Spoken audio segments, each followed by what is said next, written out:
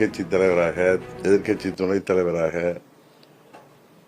3 முறை முதல்வராகலாம் பொறுப்பேற்று பணியாற்றிய வாய்ப்பு கிடைத்த அந்த சட்டமன்றத்தில் தம்பி ஐயப்பன் அவர்கள் முதல்வரை வாழ்த்தி பேசுவது, முதல்வரை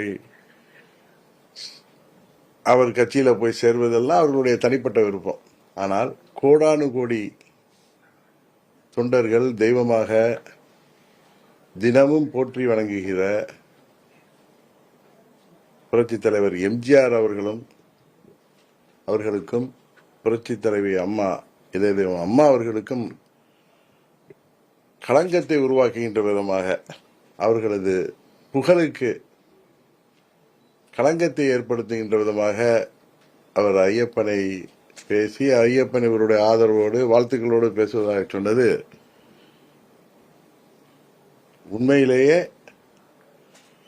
கோடானு கோடி தொண்டர்களை மாத்திரமல்ல, புரட்சி தலைவர் எம்ஜிஆர் அவர்களை அவர் மறைந்து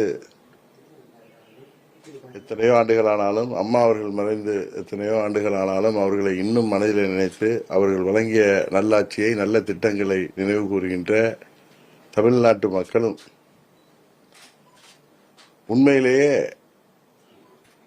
அதை ஏற்றுக்கொள்ள மாட்டார்கள். ஓபிஎஸ் அவர்களுக்கு எவ்வளதோ எண்ணங்கள் இருக்கலாம், அவர் இன்னும் மக்கள் பணியாற்ற வேண்டும் என்பதற்காக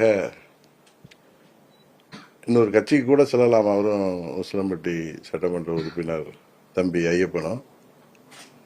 ஆனால் அம்மா அவர்கள் இருந்தவரை பரதனாக நடித்துவிட்டு அம்மா அவர்கள் மறைவுக்கு பிறகு முதல்வராக்கியவர்களுக்கு,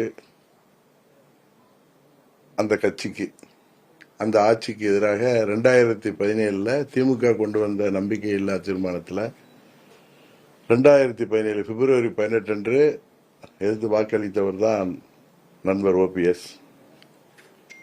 திரும்பவும் அவர்களை பெருந்தன்மையாக மோடி அவர்கள் ஏற்றுக்கொண்டு அண்ணன் இபிஎஸ் அவர்களோடு பேசி அவரை துணை முதல்வராக்கி, அம்மா அவர்களும் புரட்சி தலைவராக உருவாக்கப்பட்டு அம்மா அவர்களால் கட்டி காக்கப்பட்ட அந்த இயக்கத்தில் இன்றைக்கு சொல்கிறார் பொதுச் செயலாளர் பதவி முக்கியம், இந்த எல்லா தேர்தலும் பொதுச் செயலாளர் பதவியை தலைவர் காலத்தில் இருந்த மாதிரி சட்டத்திட்ட விதிப்படி தொண்டர்கள் தான் தேர்வு செய்யணுங்கிறது. ஆனால் முதலாக அவர் ஒருங்கிணைப்பாளராக தேர்ந்தெடுக்கப்பட்ட பொழுது எப்படி சட்டத்திட்டங்கள் உருவாக்கினார் அவர் என்பது எல்லோருக்கும் தெரியும்.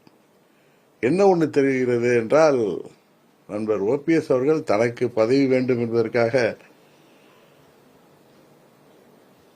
எதையும் செய்ய துணிந்து விட்டார் என்பது உண்மையிலேயே வருத்தம் தருகிறது. ஏன்னா 99 எனக்கு அவரை நன்றாக தெரியும். அவர் திமுக முதலமைச்சரை வாழ்த்தி பேசலாம், அவரை போய் சந்தித்து நலம் விசாரிக்கலாம். 2017 பிப்ரவரி மாதம் 5ஆம் தேதி அவரை பதவியிலிருந்து இறக்கியது ஒரு நியாயமான நடவடிக்கை என்பதை இன்றைக்கு தமிழ்நாட்டு மக்கள் புரிந்து கொள்வார்கள். ஏன்னா அவர் திமுக போய் சேரட்டும், அங்க அவர் பதவிக்கு வரலாம், வர முடியாமல் போலாம், அதெல்லாம் மக்கள் தீர்மானிப்பார்கள். ஆனால் புரட்சி தலைவருக்கும் அம்மா அவர்களுக்கும் களங்கம் விளைவிக்கின்ற விதமாக, அவர்களுடைய புகழுக்கு களங்கம் விளைவிக்கின்ற விதமாக அவர்கள் செயல்பாடு உண்மையிலே யாராலும் மன்னிக்க முடியாதது. இன்றைக்கும் உப்பை தின்றவர்கள் தண்ணீர் குடித்து தான் ஆகணும். அதற்கான பதிலை அவர்கள் சொல்லித்தான் ஆக வேண்டும் மக்கள் மன்றத்தில். அதை விட இன்னொரு சிறப்பு என்னன்னா, அங்க துரியோதன கும்பல் மாதிரி இவங்க 2 பேரும் பேசியதை ரசித்து, புன்முறுவலோடு ரசித்து, கைதட்டி ரசித்த அந்த துரியோதன கும்பலை பார்த்தது எனக்கு மார்ச் 25 1989 ஞாபகம் வந்தது. அம்மா அவர்களை அன்றைக்கு அவர்கள் எப்படியெல்லாம் அவமானப்படுத்தினார்களோ, இன்றைக்கு அந்த கும்பல் கைதட்டி அதை ரசித்தது, புன்முறுவிட்டு ரசித்தது, அதற்கு ஏற்ப இவர்கள் நடந்து கொண்டது அம்மா அவர்களுக்கு, புரட்சி தலைவருக்கு இதைவிட ஒரு தீங்கு யாரும் இழைக்க முடியாது என்கிற அளவிற்கு அவர்கள் செயல்பாடு இருந்ததாகத்தான் நாங்கள் பார்க்கிறோம். அவர்கள் திமுகவுக்கு செல்வதிலோ இல்லது அவருக்கு திமுக ஆதரவாக இருப்பதிலோ அது அவர்கள் தனிப்பட்ட விருப்பம்.